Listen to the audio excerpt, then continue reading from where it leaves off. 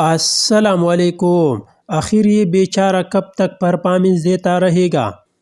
اس کو پہلے ٹیم سے باہر کیا گیا، پھر اس کو پی ایس ایل سے بھی نکالا گیا۔